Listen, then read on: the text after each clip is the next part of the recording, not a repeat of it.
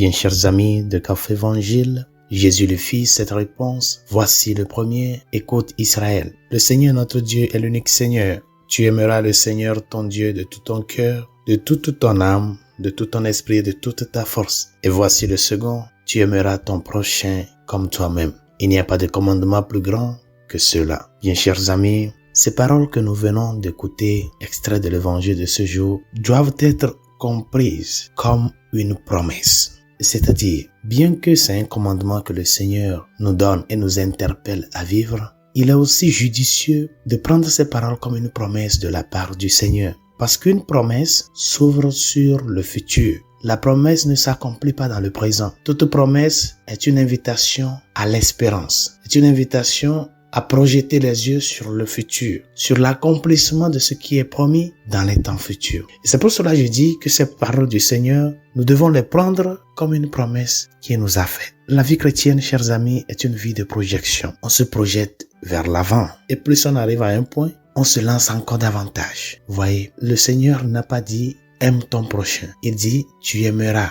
Le Seigneur ton Dieu. Par conséquent, l'usage du futur, du temps futur dans les paroles de ce jour doivent nous amener à ne pas oublier que l'amour est un exercice. On apprend à aimer. Vous savez, on apprend à aimer. Personne n'est né expert en amour. Et quand le Seigneur nous dit « tu aimeras », c'est pour nous inviter à savoir que dans cet exercice, dans cet apprentissage-là, de ce qu'est l'amour et comment vivre l'amour, on est appelé à faire des efforts. À faire des efforts dans le sens que, au fur et à mesure que les jours passent, que nous essayons de nous projeter un peu, de faire un pas de plus dans ce vécu quotidien de ce qu'est la loi de l'amour. Un pas de plus. Quand il t'arrive de ne pas avoir suffisamment fait preuve d'amour envers Dieu, par exemple dans la prière, tu as manqué à tes prières, à tes heures de prière, tu as manqué à la messe le dimanche. Quand il t'arrive d'avoir fait cette expérience de désobéissance, faut pas se décourager. Reprends force, projette-toi de plus à travers le repentir et la prise de bonnes décisions pour pouvoir corriger cela. Et s'il t'arrive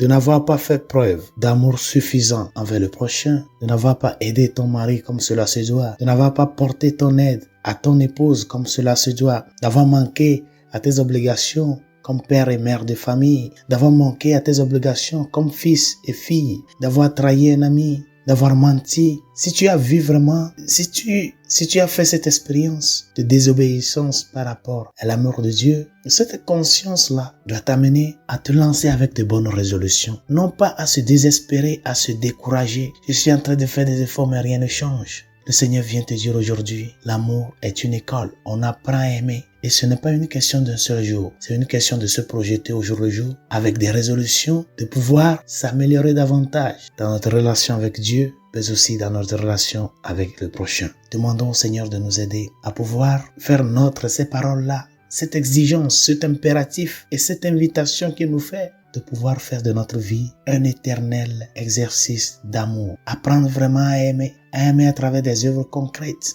non pas seulement à travers les paroles, à aimer à travers le pardon, à aimer en donnant une nouvelle opportunité à cette personne qui ne le mérite pas. Et tout ça là, ce sont des formes de nous projeter vers l'avant, de nous étendre vers l'avant, afin que l'expérience de l'amour de Dieu que nous avons fait, que nous continuons de faire dans notre vie, cette expérience d'un amour vrai, d'un amour juste, d'un amour éternel, puisse nous amener à vivre notre vie comme chrétiens dans cette constante projection vers le futur, sachant que nous sommes appelés à grandir dans notre vie de foi. Et pour grandir dans la vie de foi, il est important de grandir dans l'amour. Et cette croissance dans l'amour, chers amis, se vit quand on se donne une nouvelle opportunité de pouvoir s'efforcer davantage dans l'accomplissement de ces paroles du Seigneur dans notre vie de tous les jours. Bonne journée, Dieu vous bénisse.